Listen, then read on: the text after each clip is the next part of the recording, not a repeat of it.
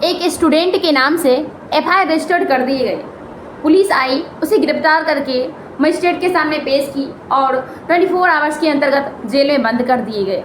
ना उसे immediately regular bell मिल रहे हैं और ना ही उसे एंटीसिपेटरी बेल मिल रहे हैं, और ड्यूरिंग 15 डेज उसका गवर्नमेंट एग्ज़ाम है। तो क्या करे भला, कहाँ जाए, कोई उसकी बात सुन नहीं रहा है। तो एक इंटरिम बेल का एक प्रोविज़न है।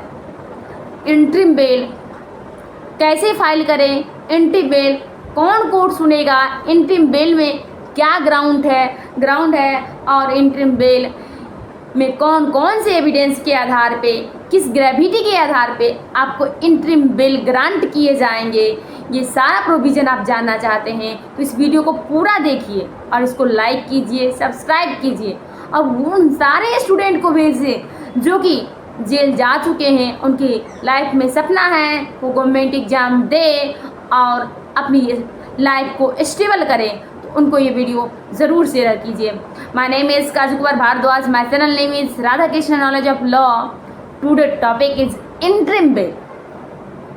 इंटरिम बेल जो है ये एक टेम्परेरी बेल है जो कि 15 डेज 5 डेज के लिए मिलते हैं। ये इंटरिम बेल जब आपका anticipatory bail, regular bell pending है, काम नहीं कर रहा है, कोर्ट कुछ समय के लिए बंद है और इमीडिएटली कोर्ट ओपन हुए हैं और आपका डेट नज़दीक है, तो क्या करें, कैसे इंटरिम बेल ग्रांट मुझे किया जाएगा।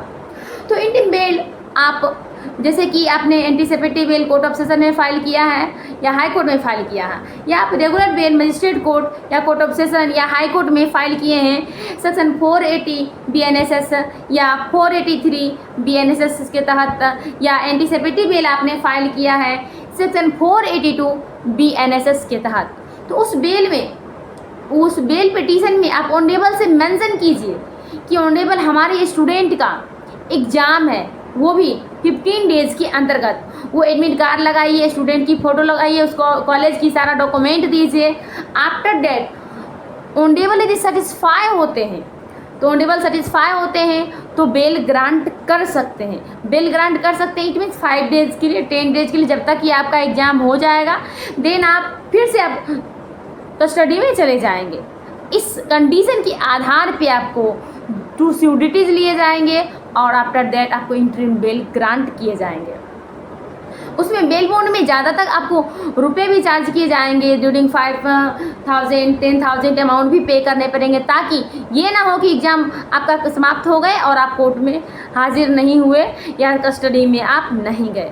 तो क्या सिर्फ ये स्टूडेंट को ही इंटरिम बेल ग्रांट किए जा सकते हैं? एनीवे और पर्सन कोई भी हो तो उसको बेल ग्रांट नहीं किया जा सकता है? हाँ, उसे भी बेल ग्रांट किए जा सकते हैं। उसे किस कंडीशन में बेल ग्रांट किए जा सकते हैं?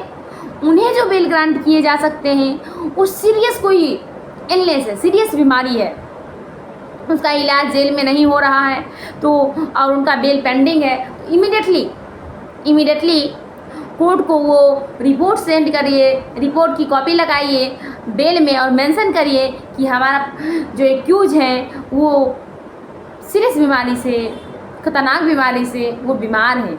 और देन उनकी फैमिली में किसी भी मेंबर का यदि डेथ हो जाता है तो डेड बॉडी रिपोर्ट दीजिए, डेड बॉडी रिपोर्ट लगाइए उस बेल पिटीशन में। या कोई हस्बैंड है जिनकी वाइफ डेथ कर रखी है, कोई उनको अगेन देने वाला नहीं है, तो उस कंडीशन में भी कोर्ट इंटरिम बेल 5 डेज़ के लिए, 10 डेज़ के लिए ग्रांट कर सकती है। या वाइफ ही जेल में है, हस्बैंड डेथ कर रखे हैं, तो भी कोर्ट उनकी मेडिकल डेथ रिपोर्ट के अकॉर्डिंग उनको बेल ग्रांट कर सकती है ड्यूरिंग 5 डेज़, ड्यूरिंग 10 डेज़ के लिए। लेकिन हाँ, ये टेम्परेरी बेल है, ये बेल आपको फुली ग्रांट नहीं हुए हैं।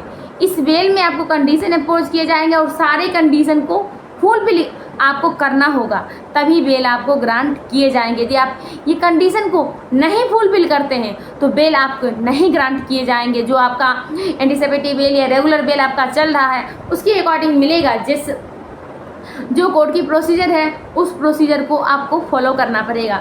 स्टूडेंट के लिए मैं 2 केस लॉज आपको बेसिकली बताना चाहूँगी कि जो केस लॉज हैं आपके Ravi Prakash Singh versus state of Bihar 2006 का ये केस है सुप्रीम कोर्ट का, जिसमें स्टूडेंट को इंटरिम बेल ग्रांट करने का परमिशन दिया गया है, क्योंकि आर्टिकल 21 जो है right to education, article 21A ये फंडामेंटल राइट है, और आपके फंडामेंटल राइट का एजुकेशन का, ताकि आपके लाइफ में कुछ कर सके, वो इम्पैक्ट नहीं किया जा सकता।